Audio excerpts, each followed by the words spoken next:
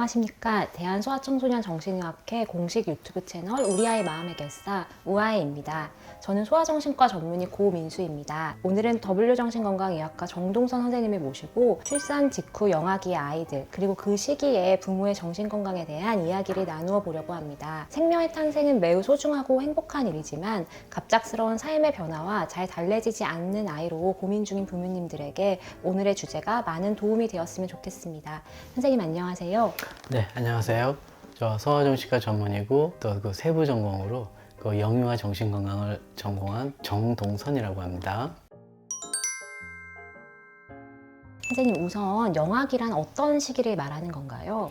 예, 영아기는 우리가 라틴어로요 말을 못하는 시기를 뜻하는 그 언어입니다. 좁은 의미에서는 0에서 12개월이 해당이 되겠고요.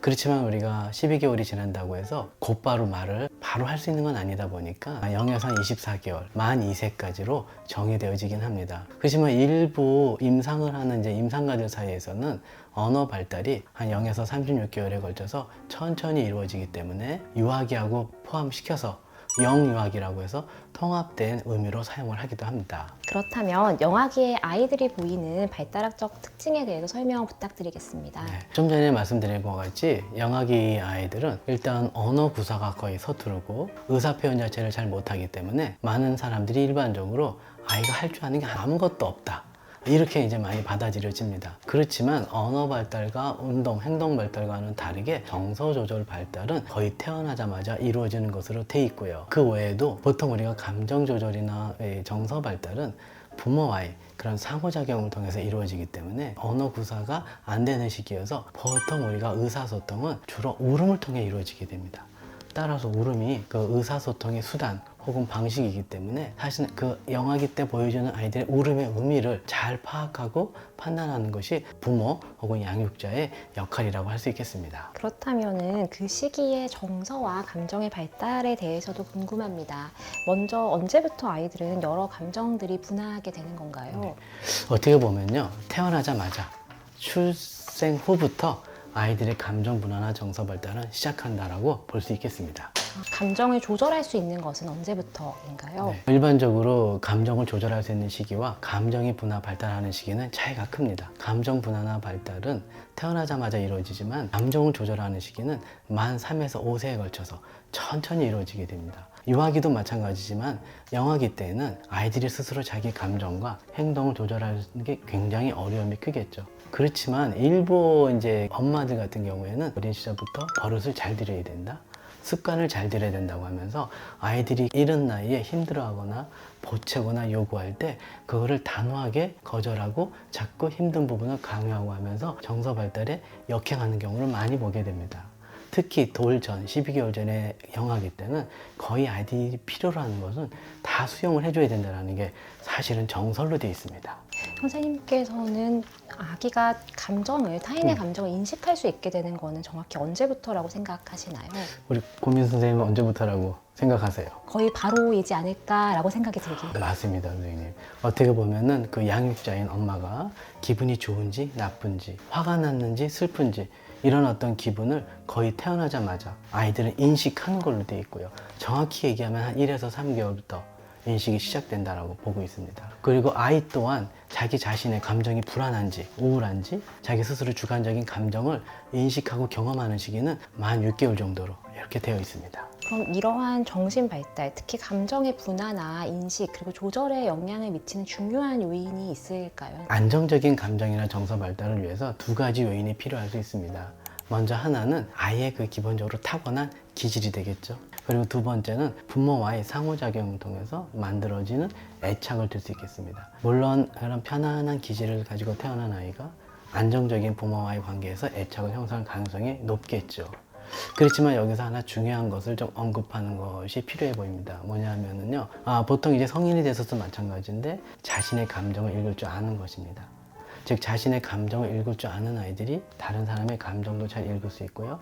따라서 다른 사람과의 감정 소통을 잘 할 수 있고, 바로 이게 이제 공감 능력이겠죠. 그래서 우리가 많이 알고 있듯이 공감 능력의 가장 중요한 단계가 사실은 자신의 감정을 잘 읽고 다른 사람의 감정을 잘 읽는 건데, 그럼 어떤 사람이 그렇게 공감 능력이 뛰어나고 다른 사람의 감정을 잘 읽을 수 있겠느냐? 이거는 어린 시절, 특히 영아기 때부터 자신의 부모로부터 자기가 감정을 잘 읽혀지는 경험을 많이 한 아이들이 자신의 감정뿐만 아니라 다른 사람의 감정도 잘 읽는 것으로 되어 있습니다. 또 뇌과학적으로 보면은 아주 이른 시기에 타인의 감정을 잘 읽는 그런 역할을 하는 뇌의 영역 부위가 변형계 피질이라는 게 있는데, 이 변형계 피질이 바로 부모로부터 자신의 감정이 잘 읽혀지는 경험을 많이 한 아이들이 이 부분이 특히 이른 시기에 발달을 한 걸로 되어 있습니다.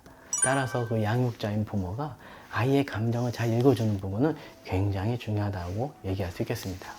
세무 첫 1, 2년 동안 맺게 되는 주 보호자와의 애착의 중요성에 대해서는 익히 들어왔는데요.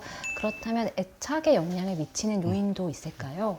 예, 이것도 역시 한 두 가지 정도가 중요할 수 있겠습니다. 먼저 아동의 요인으로는요, 본능적으로 부모에게 가까이 가려고 하는 그런 아동의 행동. 예를 들면은 부모가 부를 때 그 부모를 쳐다보고 다가가면서 안기려고 하는 행동, 이런 게 있겠죠. 그 다음에 두 번째는 부모의 요인으로서 아이가 다가올 때 그 아이를 반겨주고 안아주고 웃어주고 어루만져주려고 하는 행동, 이 외에도 아이가 힘들어할 때 그 아이의 어떤 힘들어하는 마음을 이해하고 달래주고 아이를 안심시켜 주려고 하는 이런 부모의 능력이 되게 중요한 것으로 되어 있습니다. 아이의 요인에서 이런 어떤 요인에 방해될 수 있는 그런 부분은요, 예를 들면은 우리가 흔히 얘기하는 자폐증처럼 선천적으로 발달 장애가 있는 경우, 그 다음에 요새는 이제 용어를 예른둥이라는 용어를 많이 쓰죠. 옛날에 미숙아라고 했는데, 이 경우 또 기질적으로 어려운 기질을 가지고 태어난 아이들은 기본적으로 부모한테 가까이 하려고 하는 행동을 잘 하지 않기 때문에 안정적 애착 발달의 방해 요인이라고 볼 수 있겠습니다. 또 부모 또한 산후 우울증처럼 기본적으로 어떤 정신질환이나 정신장애가 있는 경우, 또 원래 처음부터요, 아이가 필요로 하는 것을 잘 읽지 못하고 제공해주지 못하는 부모들이 있습니다. 이런 경우에는 기본적으로 아이가 다가서려고 해도 그 다가서려고 하는 거에 반응을 보이지 않거나, 아니면 심지어는 가까이 다가서는 거에 거절 혹은 거부 반응을 보이기 때문에 역시 안정적인 애착을 형성하는 데는 어려움이 있을 수 있습니다. 그러면 한 번 형성된 애착 관계는 변하지 않는 건가요?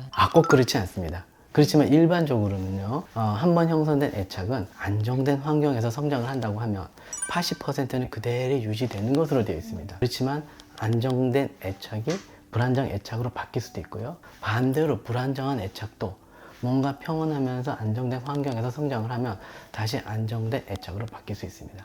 예를 들면 어떤 경우가 그럼 안정된 애착에서 불안정 애착으로 바뀌겠냐 하면은, 성장 과정 중에 어떤 극심한, 흔히 얘기하는 트라우마를 경험한 경우에 해당이 되겠는데요. 예를 들면은 어떤 부모의 이혼 혹은 부모의 죽음, 이외에도 아동학대, 혹은 이제 학령기 들어갔을 때 학교폭력, 그리고 어떤 심각한 신체 질환을 많이 앓게 되는 경우, 그리고 성인이 돼서도 잦은 실직과 같은 그런 스트레스는 우리가 안정된 애착에서 불안정 애착으로 바뀔 수 있다고 얘기하고 있습니다. 아이가 살아갈 삶은 사실 굉장히 긴데, 이러한 생후 첫 몇 년간의 애착 관계가 어떻게 아이의 전반적인 인생에 영향을 미치게 되는지도 궁금합니다, 선생님. 보통 우리가 양육자를 통해서 애착을 형성하게 되면서 그 과정에서 부모 포함해서 가장 중요한 양육자뿐만 아니라 주변 지인들을 바라보는 마음의 기준, 이게 마음의 창이라고 하는데요, 그거를 만들게 됩니다. 전문 용어로 얘기하면은 내적 작동 기제라고 그러고요. 이 내적 작동 기제를 통해서 양육자나 자신들과 아주 가까운 사람들을 판단하거나 평가하는 데 관련이 되어지는 생각, 기억, 감정들의 영향을 많이 미치게 됩니다. 그런데 이런 내적 작동 기제가 바로 형성이 되지는 않고요, 만 3세에 걸쳐서 천천히 형성이 되는데, 이렇게 형성된 내적 작동 기제가 인간관계를 맺고 그 인간관계를 유지하는 데 중요한 역할을 합니다. 예를 들면은 이런 내적 작동 기제를 통해서 부모와의 관계를 맺으면서 안정된 부모-자녀 관계를 형성하게 되겠고요. 또 학령기에 들어가서는 어떤 안정된 또래 관계 혹은 선생님하고의 관계에도 영향을 당연히 미칠 수 있습니다. 성인이 돼서도 마찬가지입니다. 어떤 직장 동료와의 안정된 관계 혹은 이성관계의 어떤 안정된 모습을 가지는 데도 당연히 역할을 하겠고요. 심지어는 결혼을 했을 때 어떤 안정된 부부관계, 또 아이가 태어나게 되면은 바로 자기 자식과 안정된 애착관계를 맺는데 아주 중요한 역할을 합니다. 어떻게 보면은 자신의 부모로부터 형성된 어떤 애착 유형이나 안정된 애착 관계가 자기 자식한테 역시 비슷하게 안정된 애착이나 유형으로 연결될 수 있다라는, 우리가 이걸 애착의 대물림이라고 하는데, 일반 용어로는요, 이런 일치율이 무려 80%에 이른다고 이렇게 알려져 있습니다. 그렇다면 선생님이 생각하시는 안정된 애착을 만들 수 있는 좋은 양육자의 요소에는 어떤 것이 있으며 또한 좋은 양육자가 되는데 어려움을 줄 수 있는 요소들이 또 있을까요? 두 가지 요인을 들 수 있겠습니다. 하나는 부모가 아기를 바라볼 때 지금 우리 아기한테 어떤 게 필요하겠는지 미묘한 차이도 민감하게 발견해서 느낄 수 있는 그런 민감 능력. 두 번째는 아이가 뭐가 힘들어할 때, 뭘 필요로 할 때 이 부분을 곧바로 이해하고 달래주면서 그 부분을 충족시켜 줄 수 있는 반영 능력. 이 두 가지입니다. 그럼 이 두 가지를 방해할 수 있는, 뭔가 문제가 될 수 있는 그런 경우에는 예를 들면 엄마 같은 경우에 흔히 얘기하는 뭐 경계성 성격 혹은 인격장애 아니면은 어떤 정신증을 앓고 있는 경우, 뭐 우울증 이외에도 심각한 불안장애를 앓고 있는 경우 혹은 기타 다른 성격장애를 가지고 있는 경우에는 아무래도 안정된 애착을 형성하는 데 방해 요인이 될 수 있겠고요. 아이도 또한 어려운 기질을 가지고 태어난 경우에는 역시 애착을 방해할 수 있습니다. 아이랑 처음 맺게 되는 그 몇 년 동안의 애착과 관계가 아이의 삶 전체에 영향을 미친다는 거는 많은 부모님들로 하여금 어떤 책임감을 좀 불러일으킬 수 있을 것 같고요. 실제 임상에서도 그런 책임감 때문에 약간 불안감을 호소하는 경우들도 있거든요. 이러한 부모님의 불안에 대해서는 어떻게 생각하시는지요? 자신의 어떤 양육 방식이나 양육 태도에 대해서 부모로서 자신감이 없는 경우, 이런 경우에는 양육 방식에 대한 불안을 많이 느끼게 되고 심각한 경우에는 문제가 될 수 있습니다. 왜 문제가 되냐면 일단 일관성 있는 양육을 계속 그 태도를 취하기 어렵습니다. 따라서 안정된 애착 관계를 형성하는 데 지장을 분명히 가질 수 있고요. 아이 또한 엄마가 불안해하는 모습을 보게 되면요, 아이도 같이 불안해지기 때문에 문제가 될 수 있습니다. 어떤 경우 생기냐 하면은 부모, 엄마 스스로가 자신이 원래 가지고 있던 기존의 심리적인 문제가 있는 경우, 그 어린 시절부터 어떤 불안을 동반한 어떤 그런 트라우마에 노출됐던 경우, 또 자신의 부모와의 그 불안정한 애착을 형성한 그런 경험이 있는 경우에는 이런 불안에 쉽게 노출된다고 되어 있습니다. 아빠의 역할도 궁금합니다, 선생님. 굉장히 중요하죠. 그렇지만 아직까지도 많은 부분이 육아는 엄마가 하는 거다. 나는 밖에서 그냥 열심히 사회생활하고 돈만 벌어주면 된다. 뭐 이렇게 생각하는 아빠들이 흔히 많이 있습니다. 아직도.